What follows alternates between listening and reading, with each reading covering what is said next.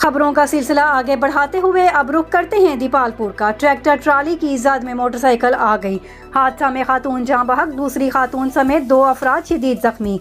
लाश और जख्मियों को अस्पताल मुंतकिल कर दिया गया। जाँ बहक होने वाली खातून की शनाख्त जन्नत बीबी सकना धर्मेवाला के नाम से हुई। ट्रैक्टर ट्राली ड्राइवर फरार होने में कामयाब हो गया। पुलिस ने ट्रैक्टर ट्राली कब्जा में ले ली। पुलिस ड्राइवर की गिरफ्तारी के लिए पुलिस के छापे। Report Chaudhary Mujahid Mahmood, bureau chief Punjab 18 news.